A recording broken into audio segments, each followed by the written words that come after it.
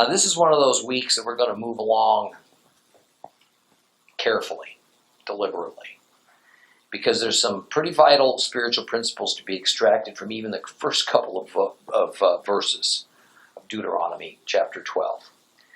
Chapters 1 through 11 of Deuteronomy were, in essence, the introduction to what we're going to study in chapter 12. And scholars have established the importance of this section of Scripture by giving it its own name, the Code of Deuteronomy. Now, I think if we can come away with one supreme theme, one overriding God principle from our lesson last week, it is that when the Lord offers us an opportunity to join into His covenant, we do have a choice.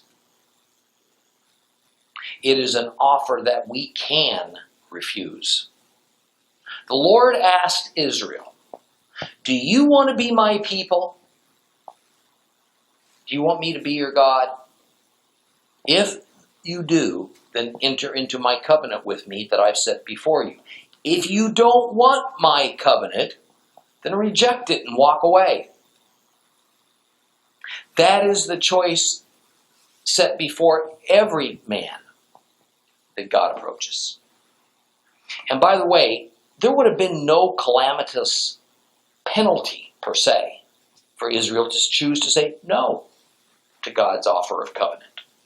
Israel simply would have been denied special holy status and instead would have been rejoined to the universal pool of nations from which they were plucked. From a heavenly and an eternal standpoint, that would have been a grave mistake to refuse the Lord's gracious offer, but from a limited earthly viewpoint, they would have fared no better nor worse than any other nation or people. It is the same for folks today when we're given the opportunity to join Israel's covenant and the Messiah of that covenant, Yeshua, Jesus Christ. By our own free will, we can say yes or no. The yes will forever alter our eternal future and in some ways our earthly experiences. A no will not generally damn us to poverty or to sickness or to some kind of supreme unhappiness during our lifetimes, but no will exclude us from a relationship with the Lord and the primarily spiritual blessings that come from it during both of our natural life and our spiritual eternity. But there is a second part to that covenant pattern. And it is that acceptance of the Lord's covenants brings with it its provisions. And these covenants have terms, they have conditions attached to them. If a man decides not to enter into covenant with God, then the terms of that covenant that he has offered has no bearing on that man, because he's not part of the covenant people.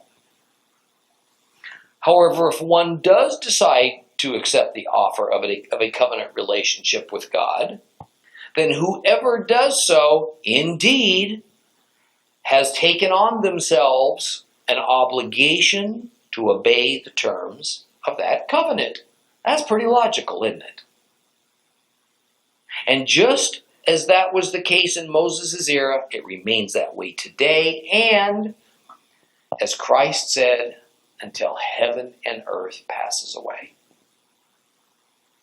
It'd be worth our while to take some time this week to set the stage for what we're about to study over the next several weeks, because some ideas and concepts that seem so normal and ordinary and self-evident to us, because it's all we've pretty much ever known, are actually quite revolutionary in their nature. So the impact of those ideas and concepts gets lost. A couple of weeks ago, I used our American Constitution as an illustration of some principles and problems that men face when trying to govern our own earthly societies. So I'll use the Constitution again to make a point, because at least we're somewhat familiar with its structure and its intent. Our Constitution was based on an idea, or better, an ideal, of self-governance and self-responsibility. While the idea of democracy was revolutionary to some degree, various elements of it were previously attempted by ancient Rome.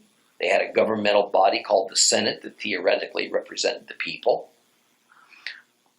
Other elements of our Constitution were modeled after the famous Magna Carta of the 13th century, which limited the power of the king such that he was supposed to obey the established laws of the kingdom, just like we're ordinary citizens. So our Constitution was really but another, but significant, step towards an ideal of democratic self-rule, not a complete departure from anything that had ever been thought of or attempted. But as radical as our Constitution was seen by many in the year of its establishment, it can't begin to describe the unprecedented detour taken by the covenant of Mount Sinai from all that had been known up to this point in history, particularly as pertains to social justice. Because up to this point, there was only one source of law and justice for any of Earth's societies. The law and the justice declared by that earthly kingdom's king. The concept first introduced to the Israelites out in the wilderness that a God, instead of a human being, would issue this amazing system of laws and ordinances and rituals by which even the ultimate ruler of the government was to obey, this boggled the ancient mind. And as happens in such cases of radical departure from the norm, it often doesn't even feel real to the people. It seems kind of like a fantasy or something that's far away from their grasp, like a dream or a vision. And it's hard to bring that into practice. It is also rather easy to misinterpret what was meant because there was so little about many of these new concepts that an Israelite could relate to. Often, it was simply easier to mix in a few elements of the law of Moses with ways and customs they'd always practiced, or perhaps to look at what other cultures that surrounded them did and then modify things a little bit. Up to the time of Moses, and it is still largely so within religions of the world except for maybe Judeo-Christianity, people were in a constant search for what the various gods demanded of them. And since they believed that most things that happened to them were the consequences of decisions by some god or another, the people desperately wanted to know which god had intervened in their life, why that god chose to do what he or she did, and was there any way to appease or manipulate that god. But almost universally, it was all for naught, because it was understood that the gods and their desires were generally unknowable. Serendipity ruled. The whims of the gods controlled everyone and everything, and there was little to no logic for what these gods decided, except that, as it was for typical earthly monarchs, they ruled with a self-centered agenda. Now, I'm going to tell you frankly, we have absolutely no way to identify with this ancient mindset unless we've perhaps been deeply involved in a non-Judeo-Christian society. But since most of us have not been raised up in that kind of an environment, let me tell you in a nutshell that life was always uneasy. Because hanging over your head, imagine this now, hanging over your head was knowledge that some god or another could disrupt your existence in an instant. And you might never know why or what you've done to bring that God's wrath upon you. I mean, it was a terrible predicament. I once ran across an ancient poem that dates back to about the time of Abraham, roughly 2000 BC. Segments of this poem have been incorporated into records of several different ancient societies over a period of many centuries. So highly regarded was it that it poignantly expressed the common plight of the human race across all cultural boundaries and eras. I'm going to take up more time than I probably ought to and read a good portion of it to you, because it so soberly captures the dilemma that the whole known world at that time lived in, and much of it still does, because they don't know the one true God. My hope is that two things will be accomplished by our looking at this 4,000-year-old tome.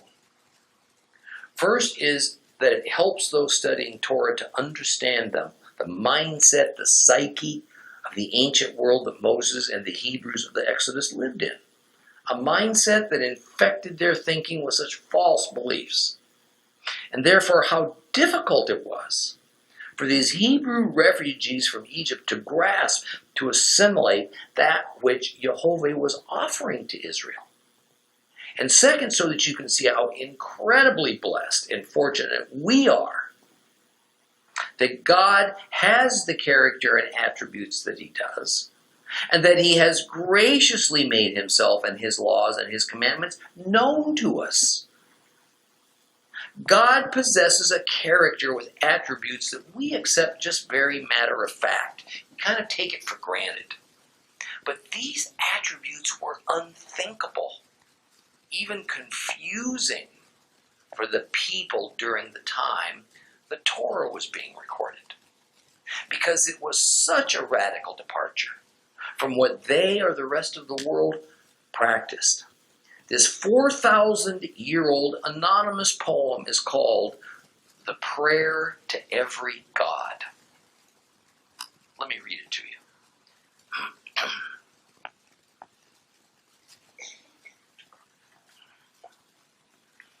May the fury of my Lord's heart be quieted towards me. May the God who is not known be quieted towards me. May the goddess who is not known be quieted towards me.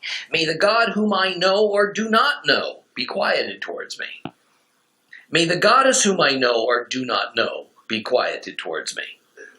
May the heart of my God be quieted towards me. May the heart of my goddess be quieted towards me. May my God and goddess be quieted towards me. May the God who has become angry with me be quieted towards me. May the goddess who has become angry with me be quieted towards me. In ignorance I have eaten that forbidden of my God. In ignorance I have set food on that prohibited by my goddess. O Lord, my transgressions are many, great are my sins. O my God, my transgressions are many, great are my sins. O my goddess, my transgressions are many, great are my sins. O God, whom I do know or do not know, my transgressions are many, great are my sins. O goddess, whom I do not know or do know, my transgressions are many, great are my sins. The transgressions I have committed, indeed, I don't know. The sin I have done, I do not know. The forbidden thing I have done, the prohibited place on which I've set foot, indeed, I do not know. The anger and the Lord in the anger of his heart looked at me. The God in the rage of his heart confronted me. When the goddess was angry with me, she made me ill. The God whom I know or don't know has oppressed me. The goddess whom I know or don't know has placed suffering on me. Although I'm constantly looking for help, no one takes me by the hand. When I weep, the gods and goddesses don't come to my side. I utter laments, no one hears me. I'm troubled, I'm overwhelmed, I cannot see. O my God, merciful one, I address to you the prayer, ever incline to me. I kiss the feet of my goddess, I crawl before you.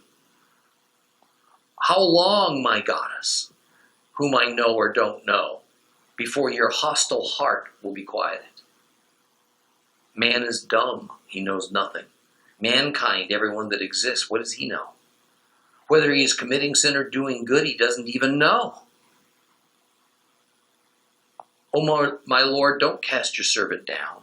He is plunged into the waters of a swamp. Take him by the hand. The sin that I have done, turn into goodness. The transgression I have committed, let the wind carry it away. My many misdeeds strip off like a garment. Oh my God, my transgressions are 7 times 7. Remove my transgressions. Oh my goddess, my transgressions are 7 times 7. Remove my transgressions. O God, whom I know or do not know, my transgressions are 7 times 7. Remove my transgressions. O goddess, whom I know or do not know, my transgressions are 7 times 7. Remove my transgressions. Remove my transgressions, and I'll sing your praise. May your heart, like the heart of a real mother, be quieted towards me. Like a real mother and a real father, may it be quieted towards me. I won't do any more. But this is really heartbreaking and depressing, isn't it? I mean, this poem expresses the utterly hopeless condition of mankind, the pathetic condition of the world's religious systems, past and present, to do anything positive about it. But it was this condition that the Hebrews, as well as everybody else on planet Earth, were born into. It expresses how all humanity looked at spirituality in general and how their lives were seen as just worthless pawns for these gods and goddesses. Now here along comes this God, this Jehovah, and he throws the mother of all curveballs at the world through Moses and Israel. He tells them exactly who he is, precisely what he regards as good and evil. He expects what he expects of every man and woman who loves him. He even commits himself to operate within the bounds of his own unchanging justice system that he's established with Israel. And he says there's no other gods to even consider, and therefore don't bow down to them or fear that which doesn't exist. And that he expects obedience to him to be done out of love and gratitude, not fear and paranoia. Why? Because he first loved mankind even before he created us. He cares about the tiniest element of our lives, and he wants a personal relationship with each of us. The Lord says that these principles he's given to Israel form a foundation for the whole universe. They've always been. They will always be. They and we can count on him staying the same from eternity past to eternity future. Nothing could be further away from the hopelessness of all mankind as expressed in this ancient poem than what the Lord God of Israel offered to his people. How does a society or even one lone individual transition from the kind of desperate thinking that's expressed within this poem and was universally understood to just be the way things are, to comprehending the laws of Moses and the love of God practically overnight? Answer, you don't and you can't. So Israel really didn't get it. It flew in the face of everything they knew. They could hear the words, but it didn't translate to understanding. So they fouled up. They backslid. They repented. They backslid some more. They adopted ways that seemed right to them. Then they committed apostasy. They had reformation. They fell away again. And this constant cycle that at one moment veered towards God and the next moment moved away from him. Moses witnessed Israel at its best and at its worst over 4 decades. It must have been daunting and frustrating for this anointed leader, but before he died, he spent what I'm sure were several days, if not weeks, expounding in this sermon that we call Deuteronomy on the mountains of Moab about the astounding, if not downright nearly not believable, covenant of relationship that the creator of all things, the king over all kings, lord over all lords, has made with this ragtag group of people who had done nothing to merit it. That's what we're reading in Deuteronomy. And this is the condition of the Hebrew thinking and beliefs that they're trying to overcome. See, we modern believers need to have the greatest empathy and understanding for the Hebrews instead of the contempt that is kind of more typical for what seems like the constant failures and returns to wickedness that we read about in the Bible. We need to understand why the people of Israel didn't, and today's Orthodox Jews don't, view these laws of God as a burden, as do most Christians. Far from it. The law was and remains their greatest joy. Because at last, here is a God who reveals himself, makes clear his character, his demands, his intentions, his rules and regulations. No more wondering about some unknown God that just pops up to interfere in your life. No more despair about the world, what the world of gods might do to you just so they can have a little fun today. Do you want a relationship with God? Well, says Moses, here's who God is. Here's how you have that relationship. It's not going to change, folks. It didn't change yesterday. It won't change today. It won't change tomorrow. And we today are the beneficiaries of all that Israel endured as they attempted to assimilate the awesome, seemingly otherworldly ways of the Lord. Is it any wonder that St. Paul tells Gentiles not to boast because of their newfound relationship with God? A relationship that comes as a result of our Jewish Messiah whose advent came within the context of Hebrew history. And is it any wonder that Paul also tells us that it is our duty and our debt as believers to repay the Jewish people in tangible ways for their delivering us the word, both in stone and in flesh, as it was transmitted to them. I'd like you to keep all this in mind now as we live out our daily existence and then as we now read Deuteronomy chapter 12 together. Open your Bibles to Deuteronomy chapter 12. If you have a complete Jewish Bible, it's page 211.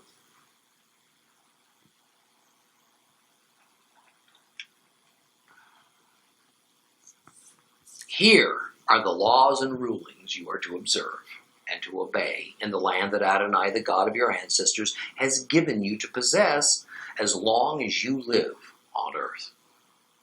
You must destroy all the places where the nations you are dispossessing served their gods, whether on high mountains, hills, under some leafy tree. Break down their altars, smash their standing stones to pieces, burn up their sacred poles completely, and cut down the carved images of their gods. Exterminate their name from that place.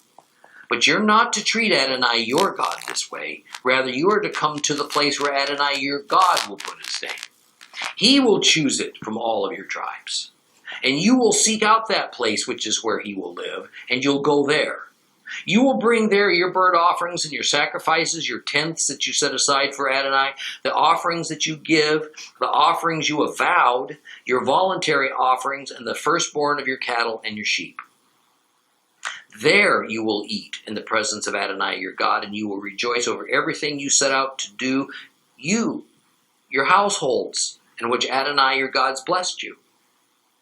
You will not do things the way we do them here today, where everyone does whatever in his own opinion it seems right, because you haven't yet arrived at the rest and the inheritance which Adonai your God is giving to you.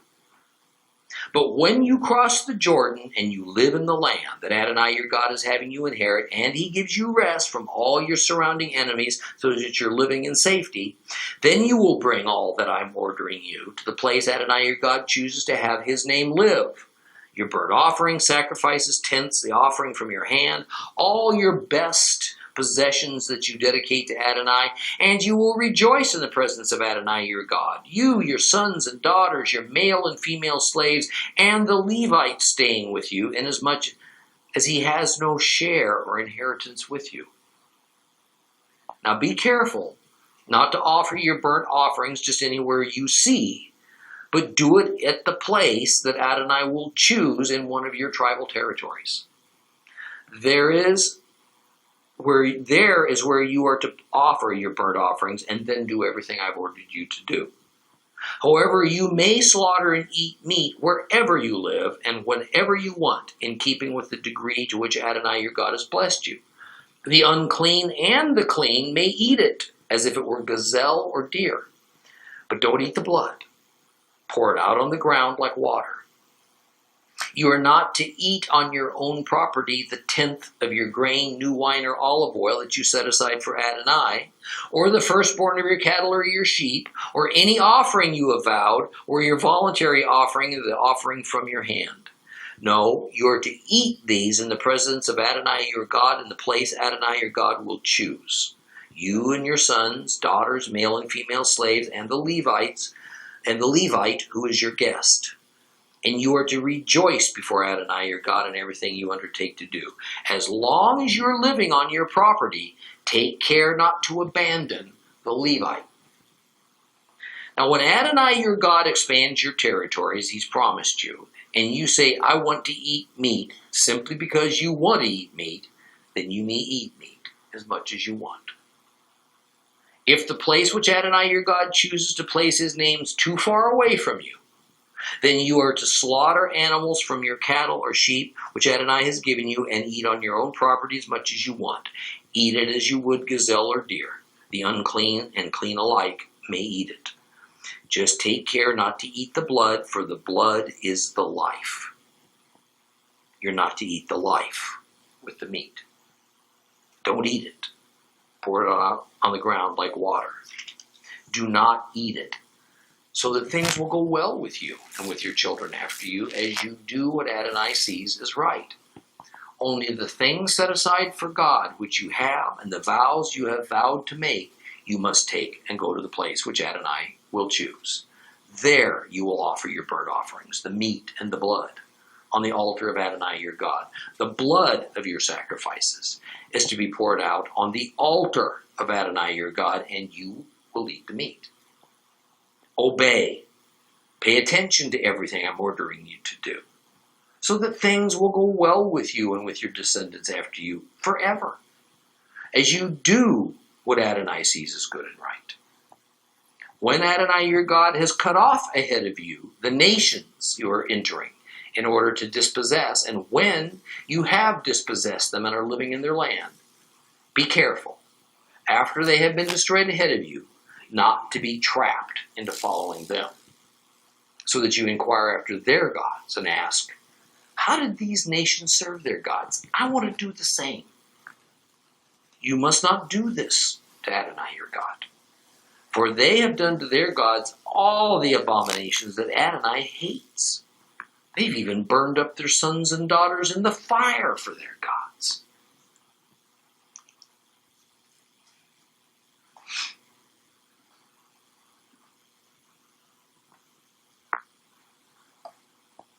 A major change is about to occur. Israel is no longer going to be a cohesive, although large, group of people who live carefully arranged around a centralized sanctuary known as the Wilderness Tabernacle.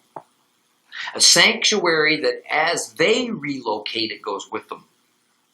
Instead, as they cross now the Jordan River and they take possession of that promised land, they're going to be dispersed according to tribe and clan over several thousand square miles of Canaan.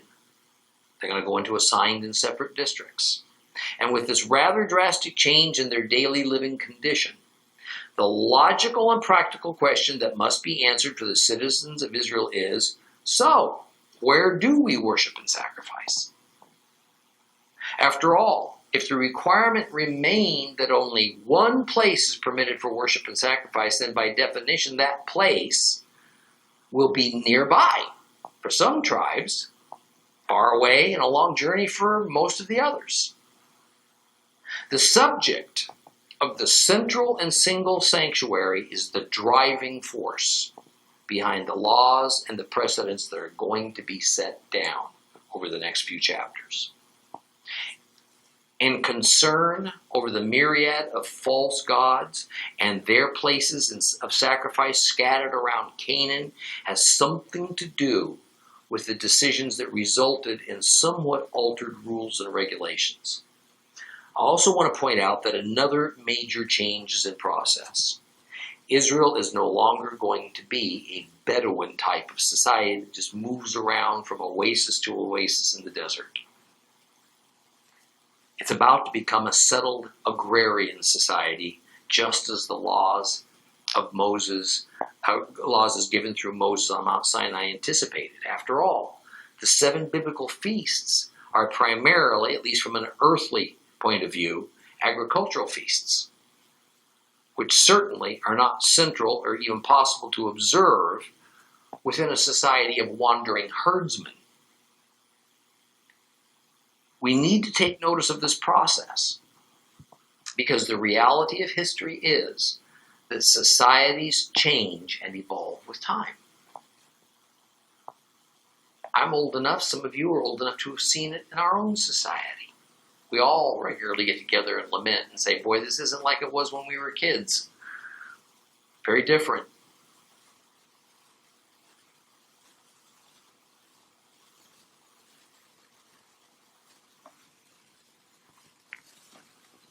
The first verse of chapter 12 makes it clear that the rulings that are about to come applies to their taking possession of Canaan. And that rule number 1 is all shrines and altars and temples and places of worship of the Canaanite gods have to be destroyed. Although it zooms by us in only 2 verses, there's a pretty good description of the common characteristics of the places where the Canaanites worship. Verse 2 speaks of high mountains, hills, and under trees. Then verse 3 speaks of the kinds of items that mark those places of worship. Altars, standing stones, sacred poles, and carved images of their gods. Now we've talked about the ancient pagan worship practices before, but since it is brought before us front and center again, let me take just a minute to summarize and review. Whenever possible, an altar of sacrifice was located upon the highest local place, even if it was just a mound of earth, because it was believed that the gods generally preferred to reside on mountaintops. In fact, the mystery of the meaning of one of the earliest biblical titles for God, which is El Shaddai, has only recently been solved. Due to some breakthroughs in deciphering the Akkadian and Ugarit languages, several ancient Hebrew terms are now more clearly defined because it's long been known that Akkadian and Ugarit were the languages out of which the Hebrew language was born. Shaddai means mountain. El Shaddai means God of the mountain. Naturally, that fits with the mindset of all the world's inhabitants in earliest biblical times. And it also fits perfectly with the incident when God introduces himself to Jacob as El Shaddai. It happens while Jacob is walking through some mountains on his way to Mesopotamia. And he says, hey, I'm El Shaddai, God of the mountain. Now, a high place simply indicated a location that's higher in altitude than what surrounded it. In addition, it could, of course, have a meaning of a place of worship. If a tribe resided on a flat desert plain, A high place for them is just a pile of earth and stones, no more than maybe 3 or 4 feet high. If one was in an area of low rolling hills, then the high place was the highest of the nearby hills. If one was in a more mountainous area, then generally the high place had to be erected on the highest of the nearby peaks. We find the Hebrews engaging in exactly that sort of practice. And the area of Jerusalem, for instance, Mount Moriah is generally the high point of the city. Technically, Mount Olives is outside of Jerusalem. So the temple of God was erected there. But we also see mentioned in verse 2 about altars being erected under trees. It was common among pagan religions to build an altar of sacrifice in a grove of evergreen trees, or they would even plant a grove of trees around an existing altar. The reason was simple. Evergreen trees represented fertility, and sacrifices for fertility were among the most common of all pagan sacrifices. A term we'll occasionally run across in the Bible is Asherah. And an Asherah literally means grove, like an olive grove. Sometimes Asherah is translated as pole, but that's doubtful, except that where it was not possible or practical to have a tree planted, they might have been in a grove of poles, wooden tree trunks that are all dead, of course, that represented trees. Another term we'll run across is Ashtaroth, which is the name of the fertility goddess. So you can kind of see Asherah, Ashtaroth, they're related terms. And around these Asherah, these tree groves, in addition to their altars of sacrifice, they would sometimes place a carved pole. Now, just envision a totem pole. The totem poles we're familiar with are a little bit more elaborate than what was typically carved in the ancient Middle East, but the purpose was essentially the same. They marked that particular place and the altar that was built there as a place to sacrifice to some specific gods and goddesses that were represented in that pole. The standing stones spoken of are sometimes called pillars. But in our modern way of thinking, the word pillar gives us the wrong impression. We kind of think of these tall, cylindrical, decorated stone pillars of a Roman building. That's not what the Bible's talking about. A standing stone was literally a large, flat stone set upright, and at times with wording chiseled into it. But often, as not, the stone just didn't have any markings at all. The stone generally was used in its natural state. A stone cutter didn't shape it. Often it was a monument. It simply said that something important took place at this spot. Other pagan religions saw the symbol of their god in that stone, so it became an object of worship. Now, key to all of this is grasping that anybody can build an altar or a shrine to their god anywhere without divine authorization. The land of Canaan was absolutely peppered with altars and poles and sacred groves dedicated to all the various gods. Single families would build their own private altars. Towns would build communal altars. Kings would erect their own and more elaborate altars. And naturally, these altars would be constructed very nearby for the sake of convenience of the worshiper. The Israelites were fully aware of all this because it was just standard practice. And the reason that God, through Moses, is going through all this detail about altars and shrines is because the Hebrews would naturally have assumed, without giving it a second thought, that they were to do the same thing as everybody else did. They would have built altars and groves to Jehovah at multiple locations, nearest to their many settlements. Therefore, in verse 4, Israel is instructed not to worship Jehovah in this manner. No groves, trees, totem poles.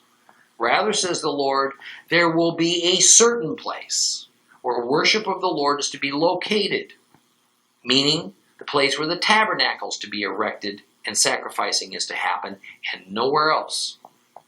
And only this single central place, only there, are the 12 tribes of Israel to journey and to bring their offerings and their tithes and their sacrificial animals. And one of the things that is being legislated against in this instruction was also standard operating procedure for that era.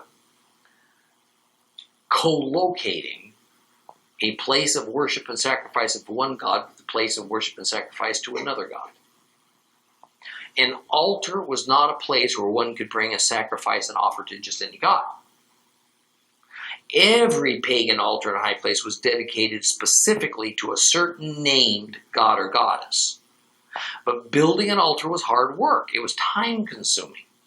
So as people moved in and out of areas and conquerors came and went and brought with them their own set of gods, and as a local god's popularity might rise and fall, usually an existing altar or a high place was just rededicated and converted so it could worship one from this god to this god. Jehovah says Israel's not to do that for him. Now, I want to throw out a couple points to ponder, and we're going to wrap things up while connecting all this to God's plan for mankind. Just like in the wilderness tabernacle, there was but one place for all Israel to sacrifice, so it's going to be that way when they arrive in Canaan. But the reason for this isn't given. It could be as simple as God wanting things to operate in the exact opposite way of what the pagan religions did.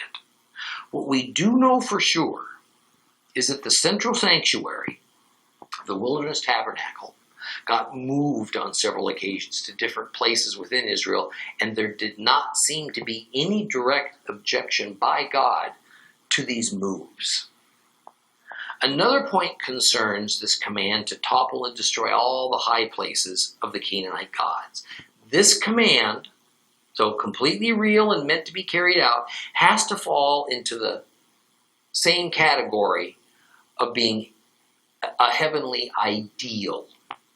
Just as the territorial boundaries that the Lord has laid out to encompass all of his holy land were a heavenly ideal, Israel to this day has never fully possessed all that ideal territory.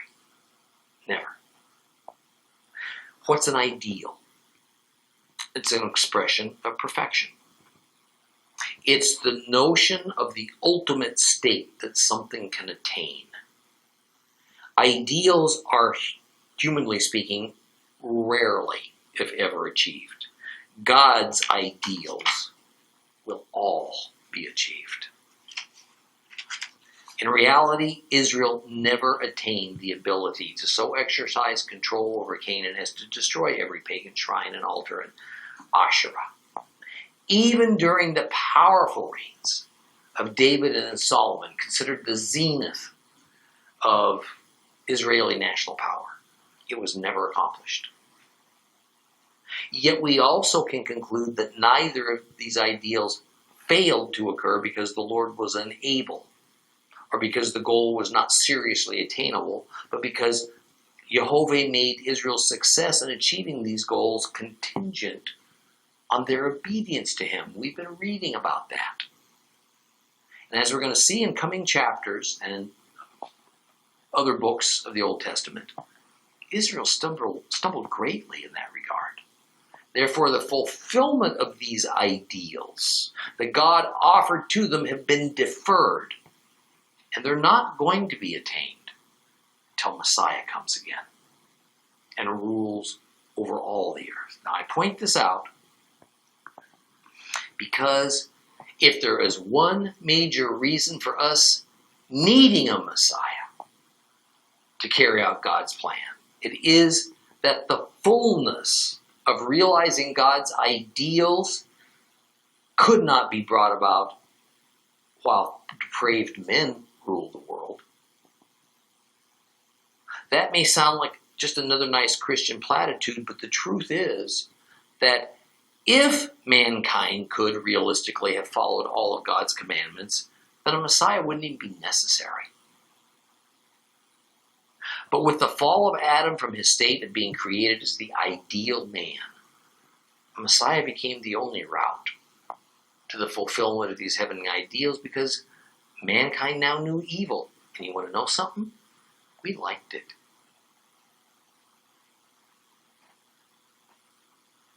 But understand, God's commandments didn't fail. God's words didn't fall short. God's creatures fell short. And the creatures I'm speaking about are all humans, not just Israelites. The only creatures with a free will that approximates the free will that the Lord possesses. Further, the covenant of Moses was not faulty. Men were faulty. Therefore, with the advent of Messiah 2,000 years ago, the covenant was renewed, as says Jeremiah 31. But the one who administers the covenant shifts from Moses to Yeshua. Moses was a faulty man. Therefore, he was a faulty mediator. Yeshua was a faultless man. He was the ideal man.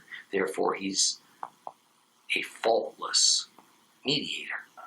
Until this ideal man, the Messiah Yeshua, who is also God, returns, and until he rids the world of every human who opposes God, until the evil one who tempts and accuses mankind is locked away, until our King rules in glory and perfection and without tolerance for sin, the ideals of God will never be fully met on earth. But just as when the Lord laid out the Torah for Israel and he told them it wasn't too hard for them, neither is it too hard for us. His believers, at least in the ideal sense, are capable of this.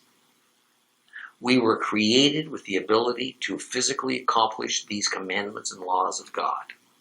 But with the fall into sin of our human father, Adam, it sealed our fate as being a race of failed creatures that would not bring about God's ideals. But Messiah Yeshua can, and he will. And we're going to continue in Deuteronomy 12 next week. Please rise.